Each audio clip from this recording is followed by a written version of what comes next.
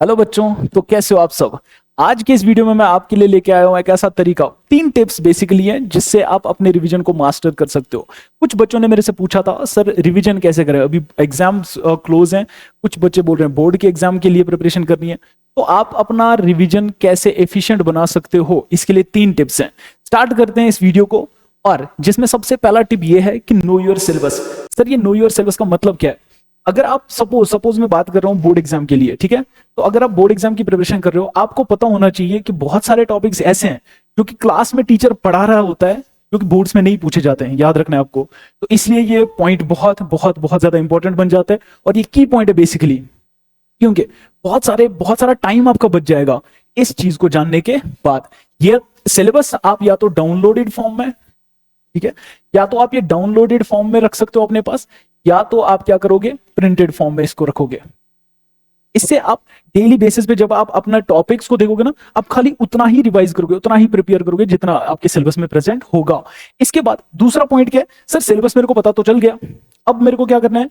अब आपके पास मिनिमम मैं आपसे कह रहा हूं 12 घंटे में अगर आप अपने दिन को डिवाइड करते हो, जिसमें आपका एक पार्ट जो है 12 घंटे का, उसमें आपका स्लीप प्लस खाना पीना, ठीक है, यहां पे लिख लेते हैं खाना पीना, जो आपका हो जाएगा। बचते हैं 12 घंटे। और मेरे प्यारे बच्चों, आपको ये 12 घंटे यूटिलाइज करने पड़ेंगे अपनी स्टडी के लिए। याद रखना है आपको, ये मिनिमम है, ये मिनिमम कैप में दे रहा हूं। एंड अब इस 12 घंटे में आप क्या करोगे, आप इसको 4 हिस्सों में डिवाइड करोगे।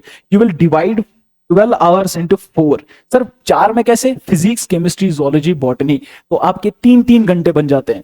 3 घंटे में अगर आप कोई भी सब्जेक्ट पढ़ोगे, बहुत बहुत ज्यादा टाइम होता है किसी भी सब्जेक्ट के किसी भी टॉपिक को रिवाइज करने, कल वाले टॉपिक को रिवाइज करना और नया टॉपिक पढ़ने में बहुत होते हैं 3 घंटे। ये आपको पता होना चाहिए।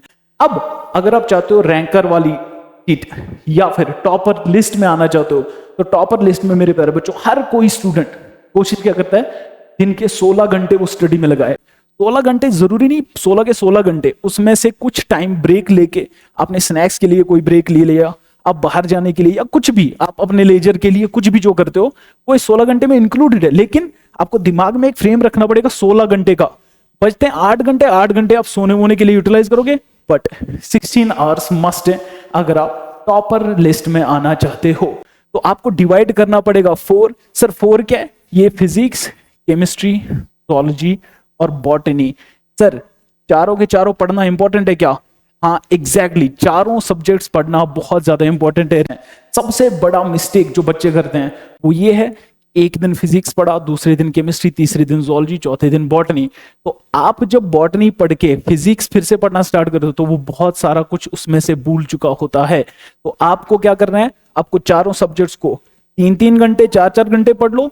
तो 4 घंटे में आपको हर कोई सब्जेक्ट को पढ़ना पड़ेगा, 4 घंटा पर सब्जेक्ट। तो उसके बाद टेक फ्रीक्वेंट ब्रेक्स, ये भी इंपॉर्टेंट एस्पेक्ट है इस पूरे रिवीजन का। रीजन क्या होता है, क्योंकि साइंटिफिकली आप पूरा दिन या 16 घंटे, 8 घंटे, 4 घंटे कंटिन्यूअसली नहीं पढ़ पाओगे। उसके लिए आपको क्या करना पड़ेगा, आप after half an hour, after an hour आपको 10 मिनट का, 5 मिनट का ब्रेक लेना ही पड़ेगा। आपकी हेल्थ के लिए अच्छा, particularly for mental health, it is good for your mental health. ये 3 चीजें आप फॉलो कीजिए। आप फिर मेरे को कमेंट्स में बताइए क्या ये इफेक्टिव है या नहीं है। I will see you next time. Till then take care. अल्लाह हाफिज।